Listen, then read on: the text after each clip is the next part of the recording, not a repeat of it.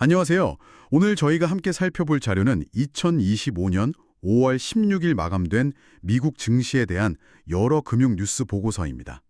지난주 미국 증시, 정말 뜨거웠죠? 네네, 아주 강한 상승세였습니다. 네, 주요 지수들이 정말 큰 폭으로 올랐는데 그 배경에 어떤 요인들이 있었는지 오늘 좀 자세히 파헤쳐 보겠습니다.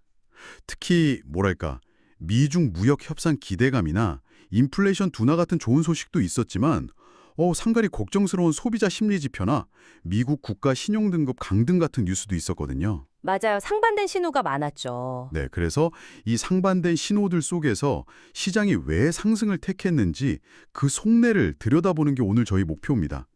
이 복잡하게 얽힌 정보들 속에서 핵심 동력을 같이 찾아보시죠. 우선 지난주 성과부터 좀 볼까요? S&P 500이 주간 5.3%, 다우존스는 3.4% 올랐고요.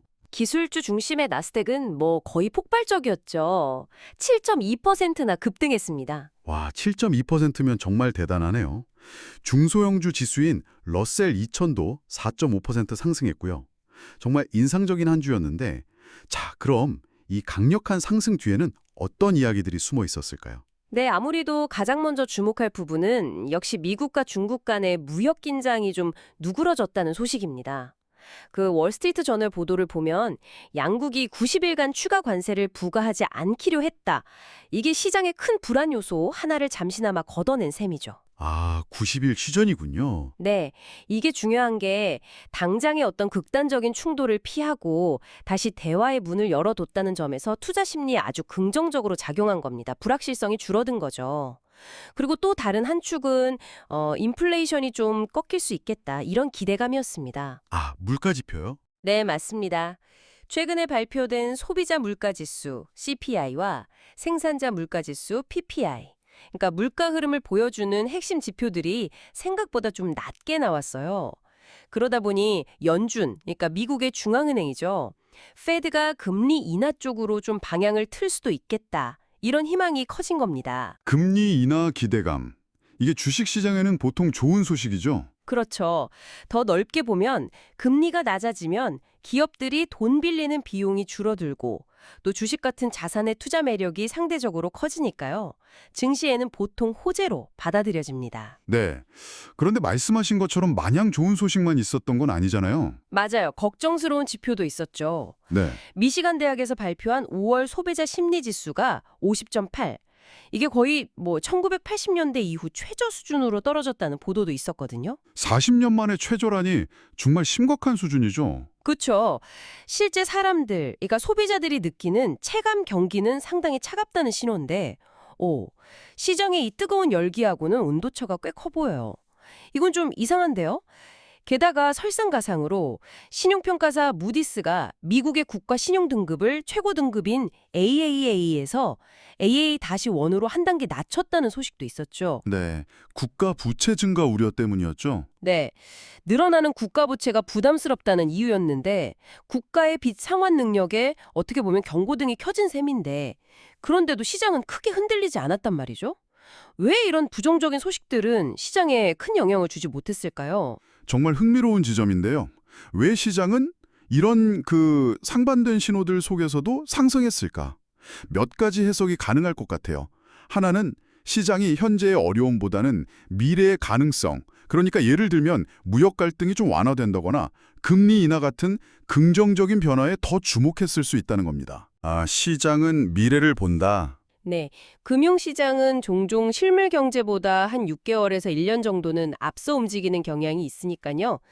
또 그 소비자 심리는 당장의 어떤 생활고를 반영하지만 시장을 움직이는 큰손들, 그러니까 기관 투자자들은 거시경제 지표의 방향성 자체에도 무게를 두었을 수도 있고요. 아하, 투자자들은 좀 더 큰 그림을 봤을 수 있다. 그렇죠. 그리고 무디스의 신용등급 강등 영향이 좀 미미했던 것도 비슷한 맥락에서 볼 수 있습니다.